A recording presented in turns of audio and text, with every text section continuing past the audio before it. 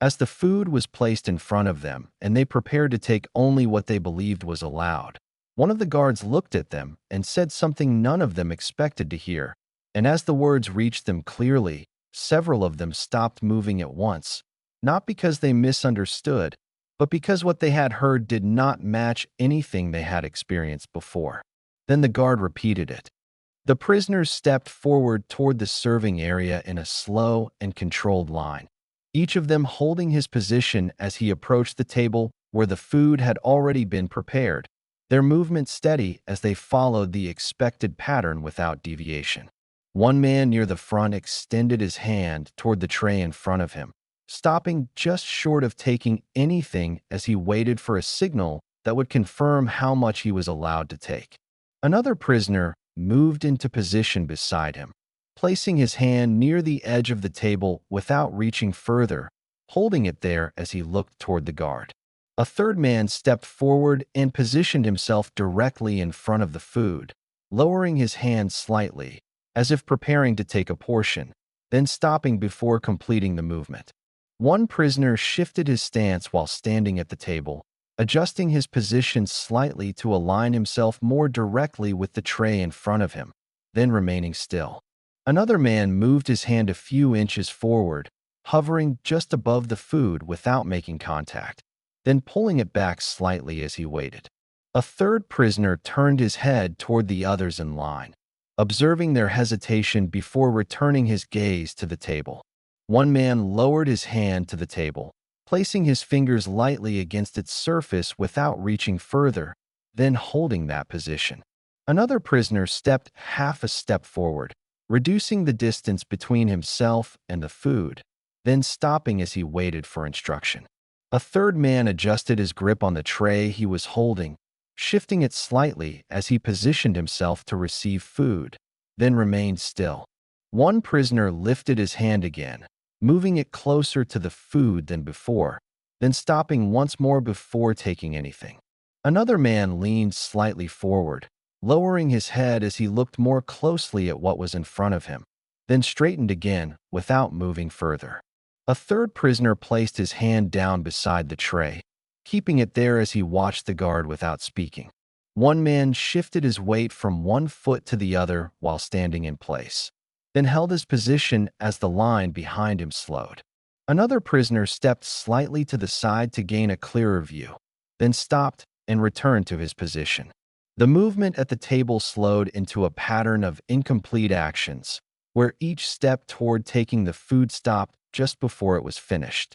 And as more prisoners reached the same point and hesitated in the same way, the first moment began to form, because what stood in front of them was not unfamiliar, but the lack of restriction around it was. Are you enjoying this deep dive? Most people don't know this side of the war. If you're one of the few who values true history, subscribe now and help us grow this archive. As the hesitation held across the serving line, the guard standing behind the table shifted his position slightly and looked directly at the men in front of him, then spoke in a calm and steady tone that carried clearly across the space, telling them to take more if they wanted, and as the words reached them, several of the prisoners stopped their movement completely. One man near the front lifted his hand halfway toward the food, then froze with his arm still raised as he processed what he had just heard.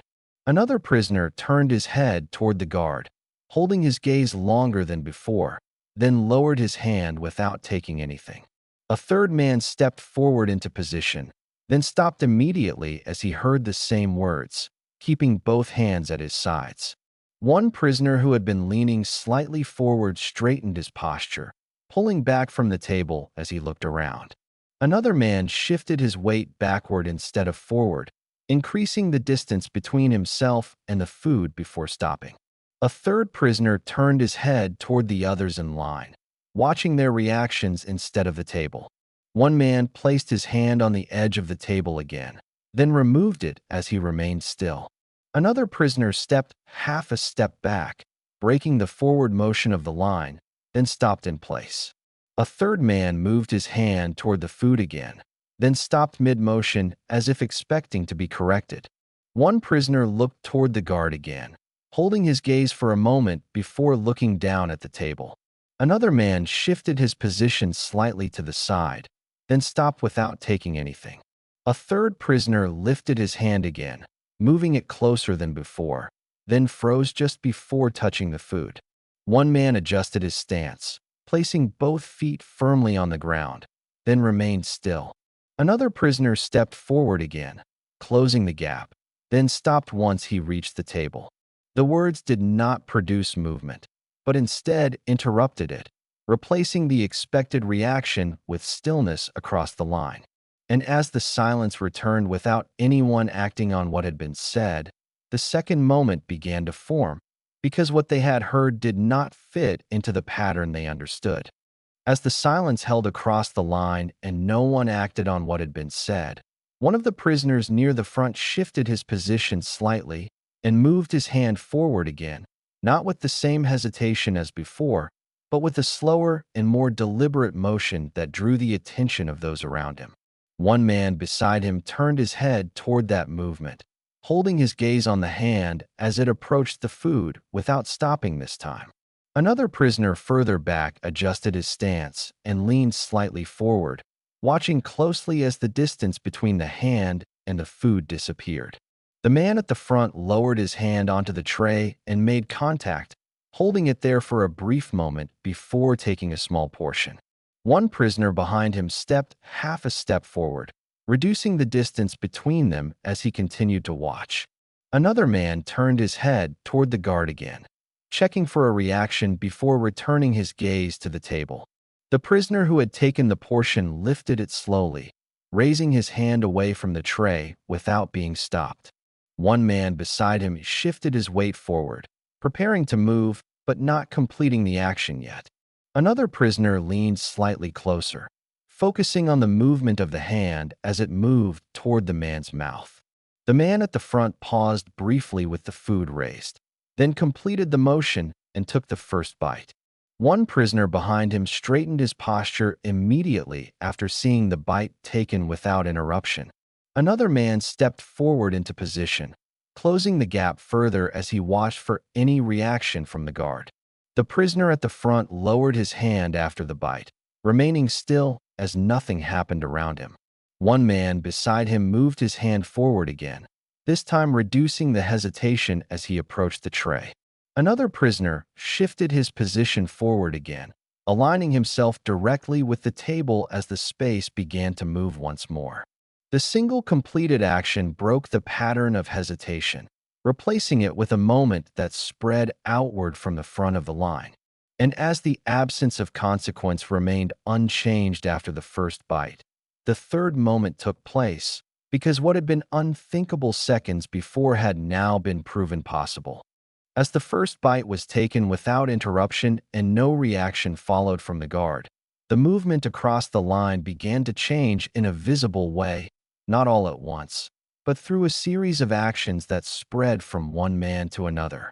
One prisoner directly behind the first man stepped forward and reached for the tray without stopping his hand this time, taking a portion and lifting it immediately.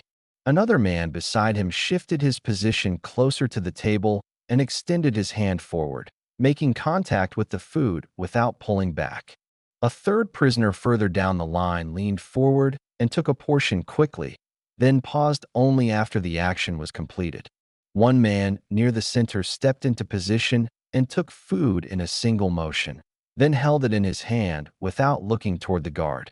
Another prisoner moved forward from the back, closing the distance more quickly than before, then reached for the tray as soon as he arrived. A third man adjusted his stance and leaned over the table, taking a larger portion than the others before stepping back slightly. One prisoner lifted his portion and brought it toward his mouth without hesitation, completing the action in one continuous movement. Another man stepped forward and placed his hand on the tray, then took food without pausing, continuing the motion immediately. A third prisoner who had been standing still earlier now moved forward and took food as soon as he reached the front, without looking around.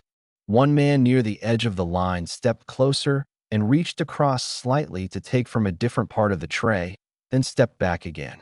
Another prisoner shifted his position and aligned himself directly with the table, taking food in a controlled and steady motion. A third man moved forward again after stepping back, returning to the table to take more without waiting. One prisoner lifted his portion and took a bite immediately, then lowered his hand and reached forward again. Another man stepped forward and took food while standing, not waiting to adjust his position before acting.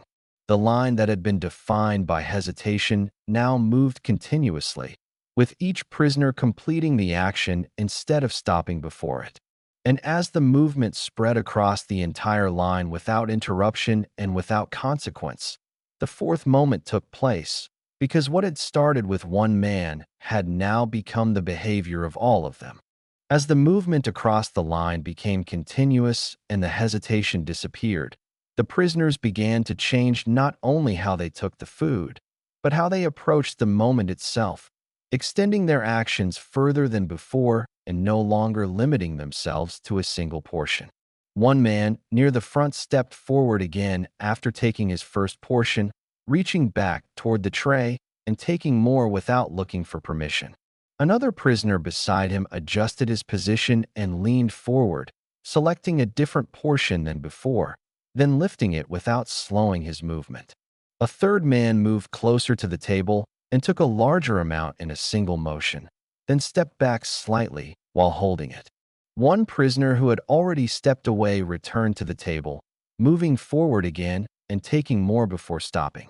Another man shifted his stance and reached across the tray, extending his arm further than before to take from a different section. A third prisoner leaned forward and took food again, then remained in position instead of stepping back immediately. One man lifted his portion and took a bite while still standing at the table, then reached forward again without lowering his pace. Another prisoner stepped forward from the back and took food quickly, then moved aside and returned again to take more. A third man adjusted his position along the table, sliding slightly to the side before reaching forward again. One prisoner who had hesitated earlier now moved directly to the front and took food without stopping, then remained there. Another man stepped forward and placed both hands near the tray, then took a larger portion and held it firmly. A third prisoner moved forward again after stepping away, returning to the table to take more before leaving again. One man leaned further over the table, taking food with a more extended motion than before, then stepping back slowly. Another prisoner reached forward repeatedly, taking more than once in a sequence of movements without pause. The actions no longer followed the pattern of taking and leaving, but instead became a repeated cycle where each man returned to take more. And as the movement shifted from acceptance to repetition, the fifth moment took place, because what had been offered once was now being used without limit, and the restriction they expected never appeared. As the repeated movement at the table continued for a short time longer, the pace began to slow gradually, not because anyone stopped it, but because each prisoner had already taken more than he had expected and no immediate reason remained to continue. One man near the front stepped back from the table after taking another portion, lowering his hand as he moved away and stopping a short distance behind the line. Another prisoner who had been reaching forward repeatedly finally stepped back as well, turning slightly to the side before holding his position. A third man adjusted his stance while standing near the table, then stepped backward to create space for others before stopping. One prisoner lifted his portion and took a slower bite than before, then lowered his hand and remained still. Another man moved away from the table and positioned himself beside a small group, holding his food without reaching forward again. A third prisoner stepped back and turned his body slightly, facing away from the table while remaining in place. One man who had returned to the table multiple times now stood still after stepping away, no longer repeating the action. Another prisoner shifted his position slightly while standing, adjusting his footing before becoming still. A third man leaned back slightly, increasing the distance between himself and the table, then stopped moving. One prisoner looked briefly toward the guard, then returned his gaze forward without stepping back toward the table. Another man lowered his hands completely, no longer holding anything, and remained in place. A third prisoner stepped to the side, creating space between himself and the others, then stopped. One man, near the edge, moved a short distance away from the group, then held his position in the open space. Another prisoner adjusted his posture and stood more upright, no longer leaning forward or preparing to move. The continuous movement that had defined the moment began to dissolve into stillness once again, with each prisoner holding his position without returning to the table. And as the actions stopped repeating and no new movement replaced them, the final moment took place, because what had begun as hesitation and turned into repetition had now settled into a state where no further action was required. They had expected to be controlled at every step, to be told how much to take, when to stop, and what would happen if they crossed a limit. But as they stood in front of the table and heard words that removed those limits without replacing them, their behavior changed in a way they had not anticipated, because the absence of restriction did not immediately create confidence.